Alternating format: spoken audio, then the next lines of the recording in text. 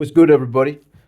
Um, Today we will speak about the shadow of the species, our species, um, and also about narcissism and psychopathy and how to deal with it. Um, and we will also compare chimpanzees and lions. So stay tuned. It will all make sense if you're insane. So, step by step, first of all, I had a chain of thought that I want to share. So you see how my thoughts have manifested. So, first, I thought it's easier to deal with psychopathic abuse or the personality disorder because, in my opinion, it's colder. It's cold and detached, goal oriented energy. I say this again. Psychopathy is a detached, cold, goal oriented, strategic energy. And to deal with this, when you have endured enough pain through dealing with this energy that tries to camouflage itself, so it tries to pretend that it is your friend, of course, and that it's not a psychopath. But after some time, you see the outcome is pain and disadvantage for you. So then what you do, yeah, and what is quite easy, is to reflect the same energy back, to become detached, indifferent, cold, strategic, goal oriented, and that's that. So this is rather easy. While narcissism is harder to deal with.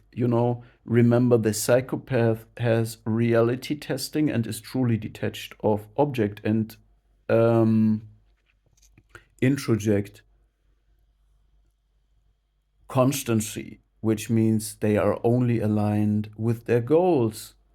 But the narcissist is after attention, after narcissistic supply, which is your reaction and attention in contrast to the psychopath. And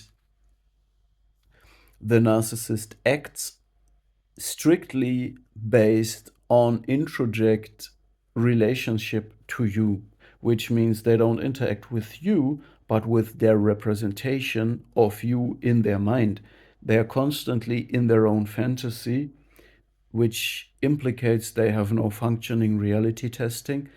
But um, all of this more pathological, less functional nature of the narcissist makes it kind of harder to deal with this. The narcissist is an infantile, broken, frustrated child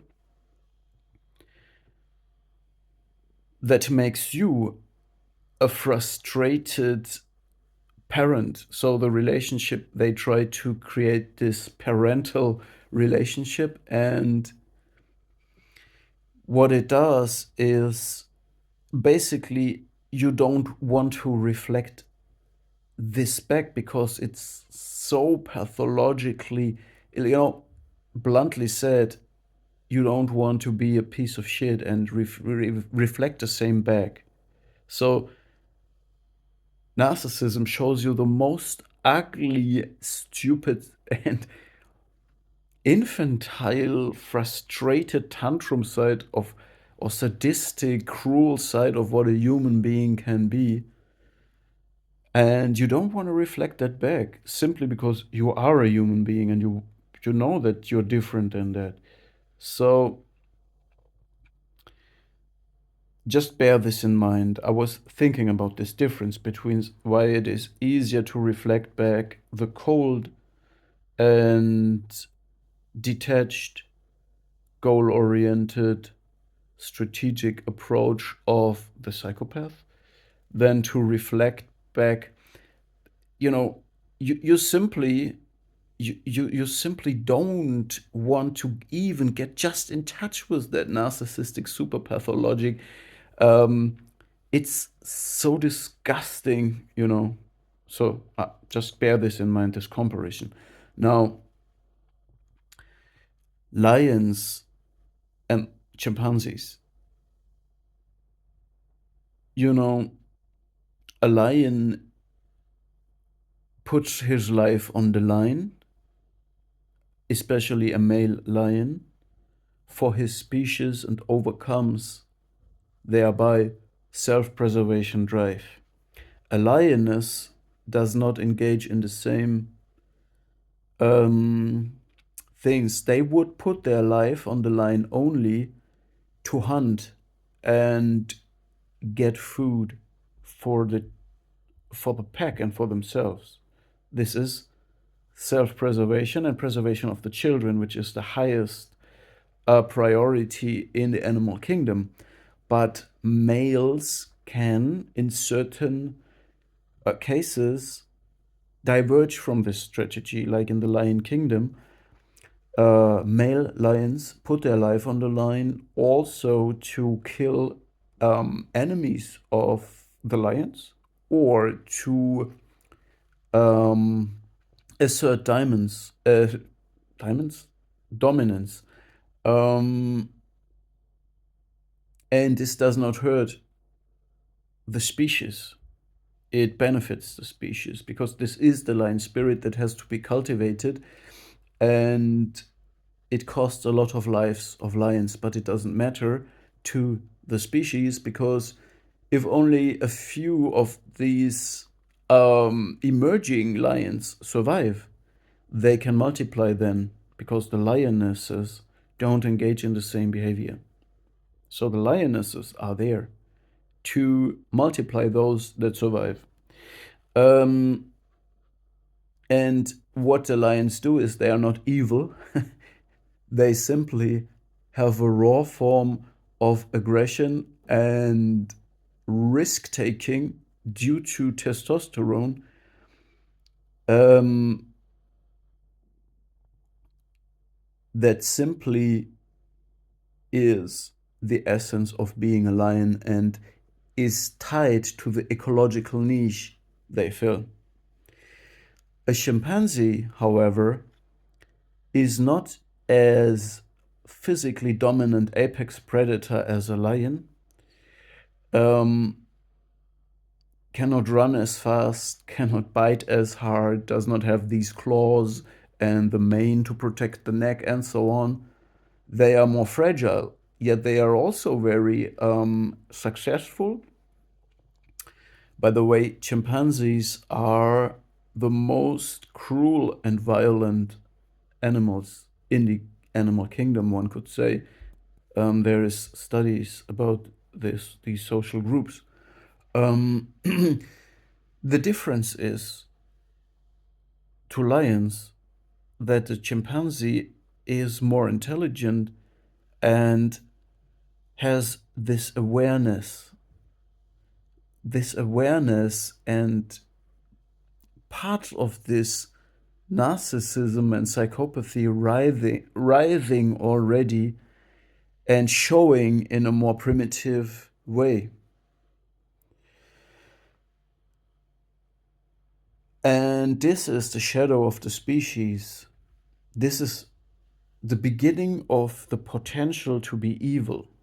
The potential to be evil, and by the way, when we talk to be able to be evil, we talk about the name also, Abel, like in the Bible, Abel and Cain.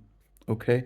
So to be able to do evil is connected to the awareness and self-reflection, and also to the intelligence and a social group where you might try to assert dominance not with the pure performance and physical threat tied to only your persona as a lion. You know, a lion has all what he is tied to his own personal physical prowess, power, and performance. Monkeys and chimpanzees can begin with the covertous, strategic, camouflaging, backhanded, trickster way, with a cruel way, with a sadistic way to assert power and dominance using um, psychological manipulation tactics like scaring, uh, creating anxiety, using humiliation, and so on to be successful. And this is evil. This is being antisocial to multiply. It's kind of um, the the beginning of death drive manifesting, and there is death drive and life drive competing in some way, and this is the shame of the human being. We are ashamed, number one, that we have the potential to be evil, that we are aware of this. And number two, we are ashamed that we are not this wild, idealized, innocent, pure, apex predator like a lion. We are not that. No, we are monkeys, rather. Okay? And imagine a chimpanzee looking in a mirror and doing all kinds of funny stuff.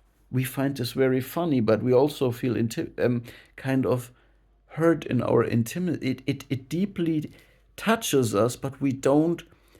We try to repress this. This is why it is the shadow of the species. We don't want to follow this form of shame.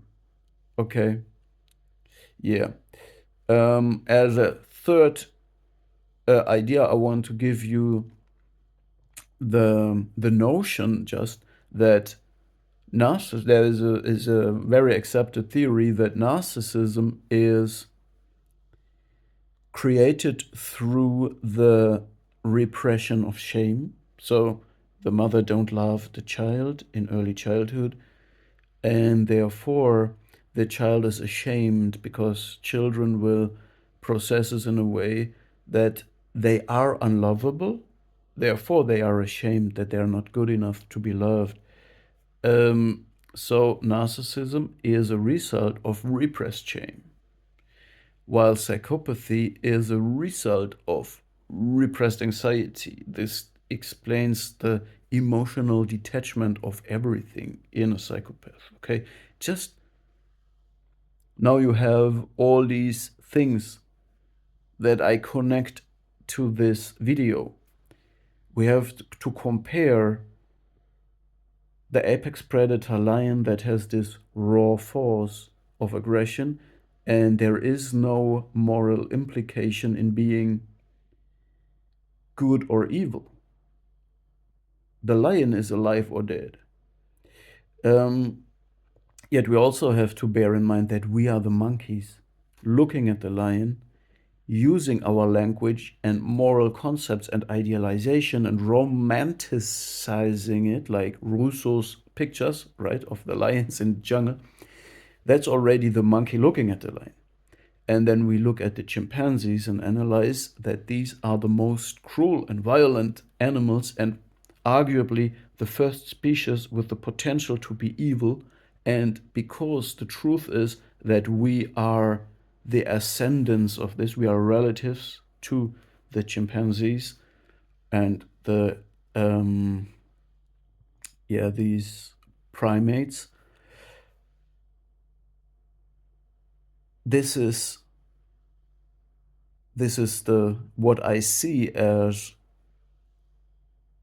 the shadow of the species, that we are actually not the lions that we might idealize and romanticize. We are rather coming from these primates. Yeah, so I want to give you this video just so you can think about it. What does it mean? How can we integrate this shadow? How can we follow this uncomfortable truth and shame and not deflect it like the movie star Mel Gibson does? Because he says he don't believe in evolution theory. Like many Christians say they don't believe that we come from the animal kingdom, especially not from monkeys. So they deny science, scientific evidence, so to speak. Why? Because they want to be something better than that. They think they are super special, right? Funny. And this in itself is repression of shame and narcissistic. It's narcissistic to say we are better than that. Yeah, so I just want to give you the most um, uncomfortable and shameful truth about us so that you can work on it, because this is exactly what brings us forward and not backward. We don't want to go back. We don't want to go back to paradise in a parental relationship to God in the Garden Eden. We don't want to go back to be absolutely innocent, wild, glorified, romanticized, whatever. This is spiritual narcissism. This is this movement of men who try to uncover their wild side by going back to this idealized lion spirit. This is a narcissistic delusion as well. We don't want to go back. We want to go forward and do the impossible, probably. So bring together the pride, the literal pride of a lion, and the chimpanzee that looks in the mirror. How do you do this? This is shadow work. This is not shallow work.